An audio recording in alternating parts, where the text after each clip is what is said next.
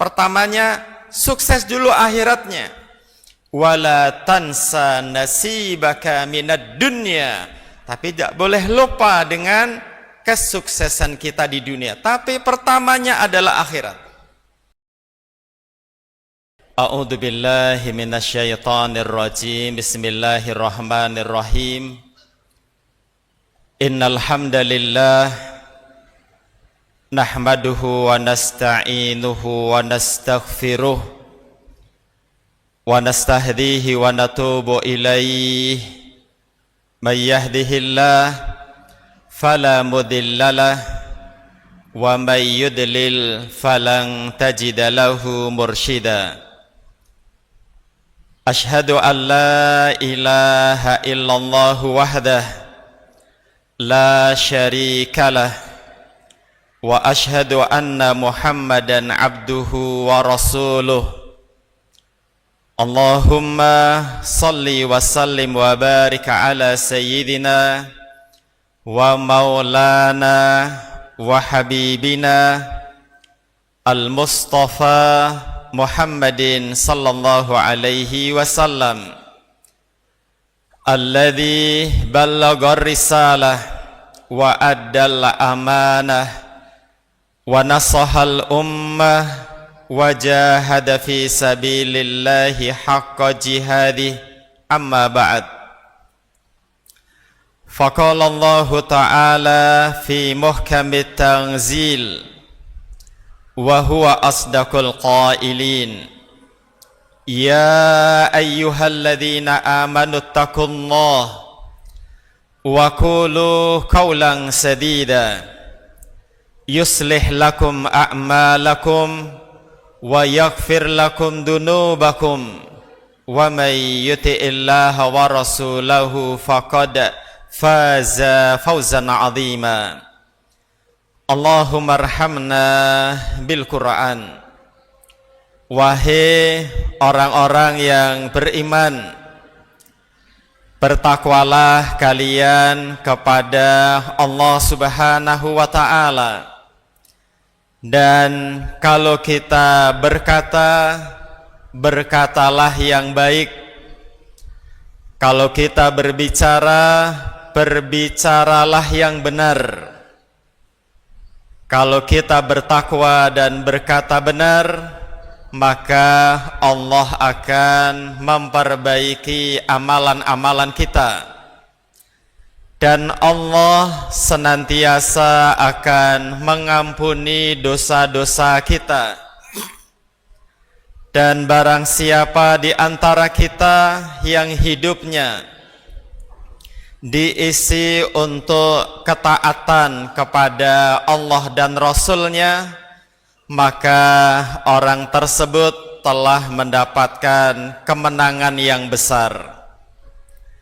Hadirin yang dimuliakan Allah Subhanahu wa ta'ala, alhamdulillah alladzi bi ni'matihi tatimmus shalihat.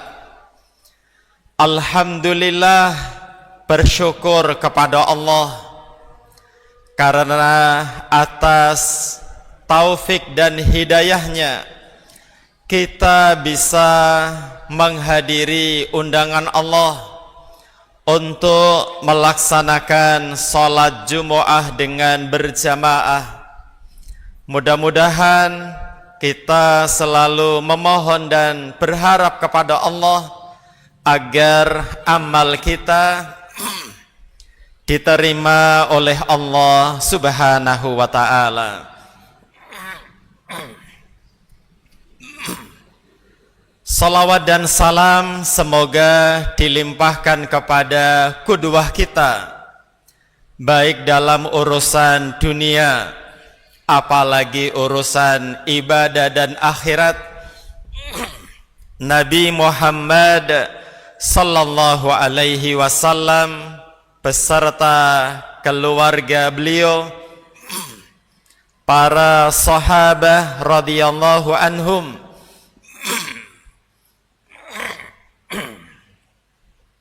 dan siapapun di antara umat Islam yang mau mengamalkan ajarannya dalam kehidupan sehari-hari. Dan kita berharap mudah-mudahan kelak di hari akhir kita semua mendapatkan syafaat dari Rasulullah sallallahu alaihi wasallam. Hadirin yang dimuliakan Allah, tidak lupa seorang khatib mengingatkan dirinya dan hadirin semua ikhwan fiddin rahimakumullah. Marilah kita merenung wasiat dari Allah Subhanahu wa taala di dalam surat Al-Baqarah, wa tazawwadu, yuk kita bersama-sama mencari bekal, mempersiapkan bekal, karena perjuangan kita sangatlah panjang. Dan kata Allah Subhanahu wa taala, fa inna khairaz zadi at-taqwa, dan sebaik-baik bekal adalah takwa kepada Allah Subhanahu wa taala.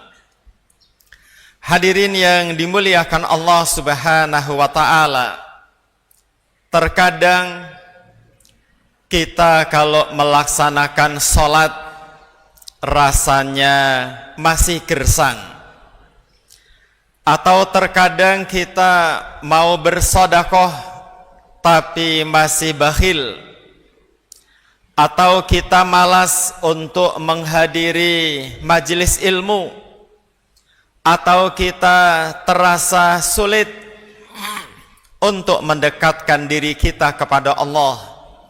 Padahal kita semua berada di awal tahun yang tadinya 2025, sekarang 2026. Secara tertulis memang usia kita bertambah, namun pada hakikatnya jatah hidup kita berkurang. Seakan-akan ada pesan bahwa sebentar lagi kita akan sampai. Kita tidak tahu kapan dan di mana kita akan dipanggil oleh Allah Subhanahu wa taala. Makanya usia tertulis bertambah, jatah hidup berkurang, tapi rasa kita di dalam ibadah, dalam ketaatan tidak selezat apa yang kita lakukan dari kegiatan-kegiatan yang lain. Ada orang melaksanakan olahraga, itu bagus, semangat. Manakala kita menghadiri majelis ilmu, manakala kita mengikuti rangkaian sholat Jumat, ada yang mengantuk, ada yang tidak semangat, itu menjadi sebuah pertanyaan. Maka bagaimana caranya agar Allah Subhanahu wa taala memudahkan kita dalam ketaatan? Tadi di awal saya sampaikan, wa may yuti'illaha wa rasulahu faqad faza fawzan 'azima. Orang dalam hidupnya, meskipun iman naik dan turun, sekiranya dalam hidupnya diisi dengan ketaatan, bahkan meninggalnya dalam keadaan ibadah, dalam keadaan husnul khatimah, sudah 100% sukses. Hidupnya dalam ketaatan, meninggalnya husnul khatimah, beres. Siapapun orangnya, dia telah mendapatkan kemenangan yang besar. Paling tidak, hadirin yang dimuliakan Allah, beberapa hal agar Allah memudahkan kita dalam ketaatan kepada Allah Subhanahu wa taala. Yang pertama, hindari hal-hal yang diharamkan oleh Allah Subhanahu wa taala. Hindari makan, minum dari hal-hal yang diharamkan oleh Allah. Hindari memakai pakaian, memakai kendaraan, menempati rumah dari hal-hal yang diharamkan oleh Allah. Hindari pekerjaan, hindari aktivitas yang diharamkan oleh Allah Subhanahu wa taala. Mengapa? Di dalam hadis riwayat At-Tirmidzi, hadisnya sahih, Rasulullah sallallahu alaihi wasallam bersabda, "Ittaqil maharim." Tinggalkan, jauhi yang namanya al-maharim, sesuatu yang diharamkan oleh Allah. Kalau kita bisa meninggalkan hal-hal yang haram, takun a'badan nasi, Anda akan menjadi orang yang paling baik, orang yang paling hebat, orang yang paling berkualitas dalam sisi ibadahnya kepada Allah. Jadi orang yang hebat bukan ibadahnya paling banyak, orang yang hebat bukan berbagai jenis ibadah dia laksanakan, bukan, tetapi orang-orang yang meninggalkan sesuatu yang diharamkan oleh Allah Subhanahu wa taala. Makanya kata Nabi sallallahu alaihi wasallam, tinggalkan hal yang haram, takun a'badan nas, Anda akan menjadi orang yang dalam beribadah sangat berkualitas. Hadirin yang dimuliakan Allah Subhanahu wa taala, secara performa di zaman Nabi sallallahu alaihi wasallam ada orang hebat secara performa. Setiap saat dia mengangkat kedua tangannya berdoa, menghadap ke langit, rambutnya acak-acakan, bajunya sampai acak-acakan, berdoa dengan semangat. Tapi Nabi sallallahu alaihi wasallam bersabda, "Fa anna yustajabu lidzalik?" Bagaimana mungkin doanya didengar Allah? Bagaimana mungkin doanya dikabulkan oleh Allah? Wa mat'amahu haram, wa mashrabahu haram, wa ghudhiya bil haram. Bagaimana doanya dikabulkan?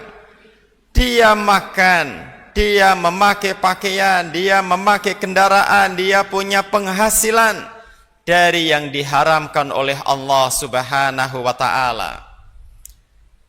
Keluarga kita, istri dan anak mungkin sabar kalau makan seadanya.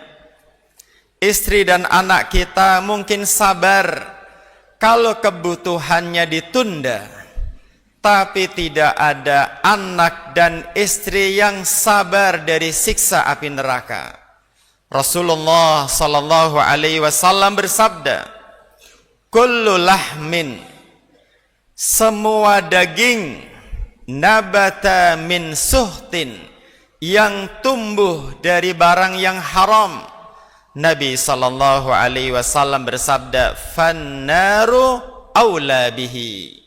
Maka neraka sangat tepat untuk ditempati orang-orang yang makan, minum, bekerja sesuatu yang diharamkan oleh Allah Subhanahu wa taala. Jadi agar kita diberi kemudahan dalam ketaatan kepada Allah, lihat apa yang kita makan, yang kita minum, yang kita pakai, apa yang kita nafkahkan untuk keluarga. Apakah dari hal yang haram? Maka mari kita bermuhasabah. Kemudian yang kedua, bagaimana caranya agar Allah memudahkan kita hidup dalam ketaatan? Yang kedua adalah yuk kita memiliki mental, memiliki sikap dalam hidup kita menjadi orang yang zuhud di dunia dan cinta kepada akhirat. Yang saya maksud zuhud bukan berarti bajunya kotor. Yang saya maksud zuhud bukan berarti malas bekerja. Yang saya maksud zuhud tidak hanya performa yang kelihatannya kurus. Karena Abu Bakar As-Siddiq adalah sahabat Nabi yang zuhud tapi bersedekah dengan banyak. Umar ibn al-Khattab juga zuhud tapi mengsedekahkan dengan sebagian hartanya. Ada salah seorang sahabat Nabi bernama Abdullah ibnu Mas'ud. Saat itu berada di Kufah, kalau bahasa kita di Irak, berbicara di hadapan para tabi'in.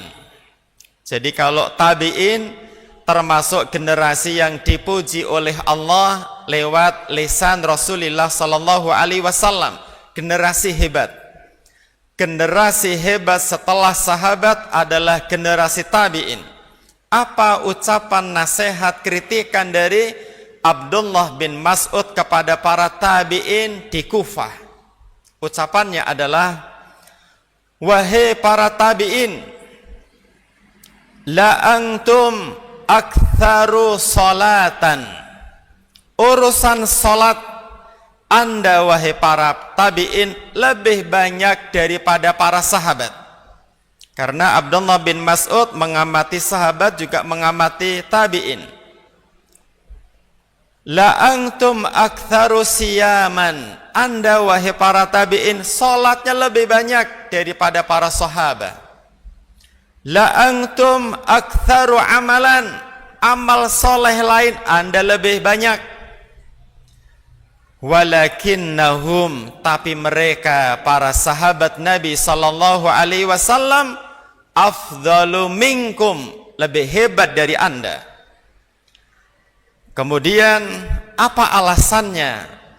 Kok amalannya secara jumlah lebih berkualitas?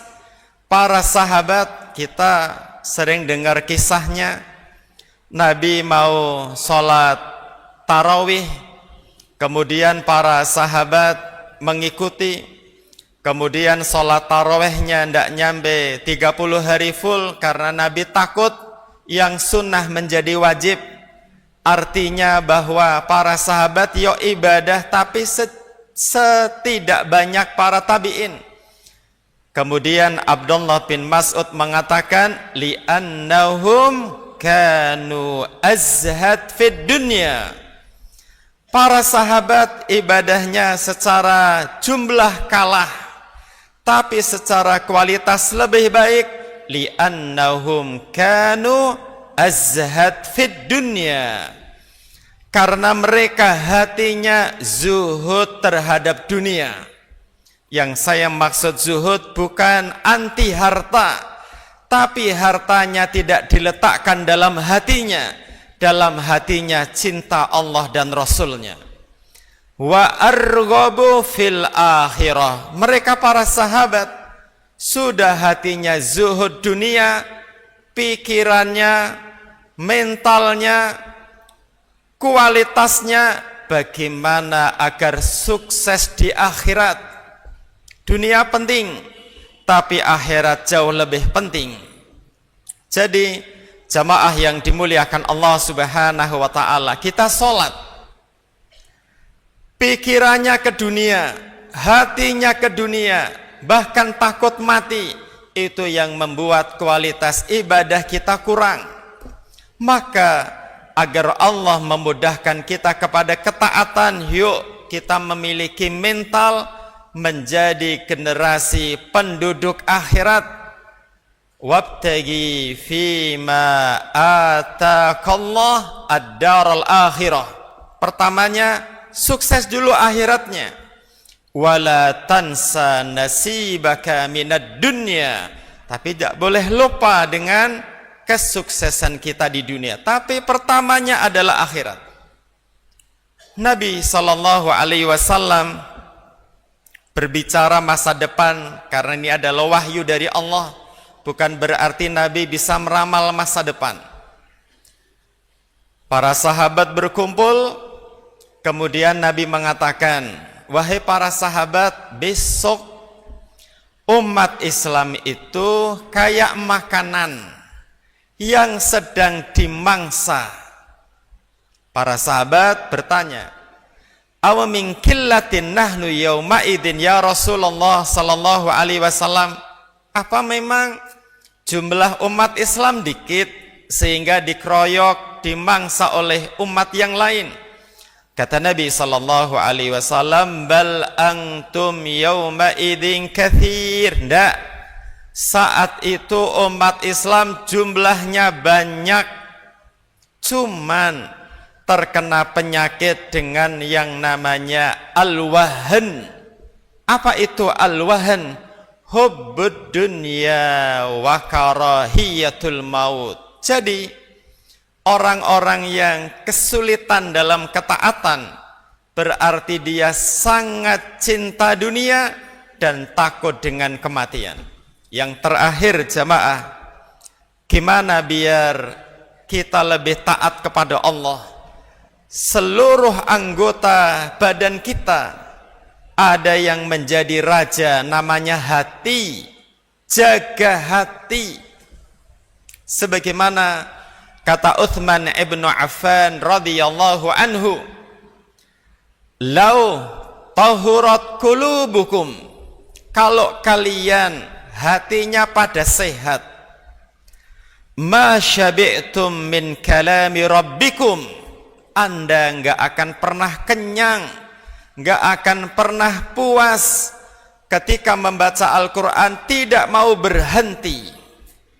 Jadi jamaah yang dimuliakan Allah, idza saluhat saluhal jasadu kulluh, wa idza fasadat fasadal jasadu kulluh, ala wahiya al-qalb. Mudah-mudahan Allah memberi kita hidayah sehingga hati kita lebih mencintai akhirat dan kita bersama-sama meninggalkan yang namanya al-wahan, yaitu cinta dunia kemudian takut dengan kematian. Barakallahu li wa lakum fil Qur'anil Karim wa nafa'ani wa iyyakum bima fihi minal ayati wadh-dhikril hakim. Fastaghfirullahal azim, innahu huwal ghafurur rahim.